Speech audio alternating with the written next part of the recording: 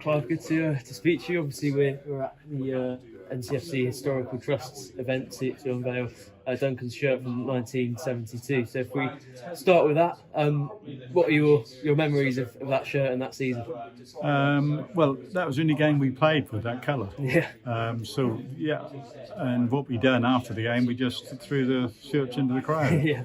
I remember that being a very, very wet day and heavy conditions, but we were just hanging on to the end for the draw, really. Yeah. That's about all I can remember that game. That went so quickly. Yeah, you'd obviously already achieved promotion going into that one, so the season overall as well was a pretty special one. Yeah, that was special. As a team, we played very, very well. And when you look at the squad, I think we only had 15 players all year to play. Yeah. Which was, these days, I probably got 25, 30 players. Yeah. So I thought we'd done very well.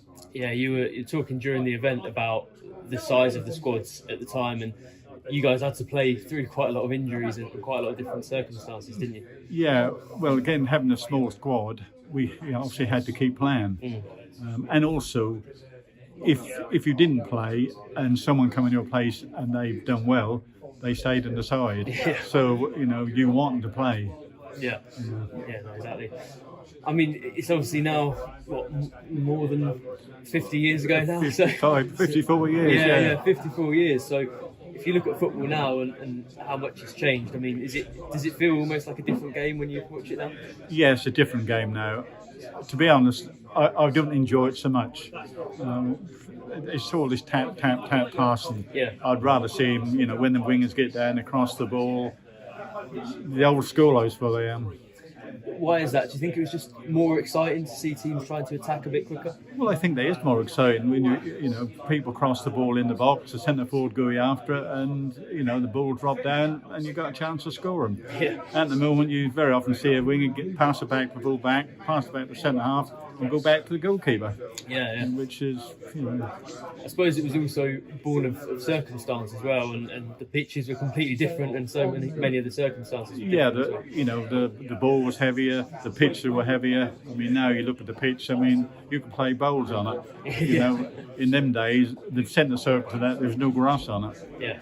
So it's a different game. And in events like today's, where you're speaking to a lot of people about those memories and things, do you find that there is a certain type of fan that is actually, they still remember those things in real detail, and they're still excited about what happened, even though it was maybe 55 years ago? Yeah, I think, when we got promotion to the first division first time, that's exciting, and people always remember that. And so, I think that, as you can see, the crowd tonight, they're all sort of very similar age to me, so youngsters don't obviously remember now, obviously. Yeah, but I suppose it's one of those things where, things like the Historical Trust are really important, aren't they, to almost extend the achievements that the club's made throughout its history. Yeah, I think every club should have something like this. Yeah. Because, when they've won things, the crowd love it. And that's for the supporters, isn't it? Football should be for the supporters. Yeah. Which is a shame when, a team gets, as Dave was saying, then a player move on, and then you got to start again. Yeah. Where in our day, you've played for Norwich, you played for Norwich. Yeah. And that was it. I suppose it was especially like that for you as somebody who sort of came through the academy or through the the youth teams and played for the senior team as a local lad. That's right, yeah, because I first started watching Norwich in '59.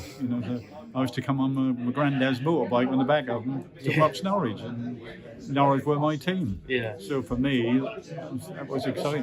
Did it feel like football and footballers were maybe a little bit more accessible and a little bit more, I don't know, closer to the fans at the time as well? Yeah, after the game we'd walk out there, supporters would be there, we'd be chatting to them, signing autographs.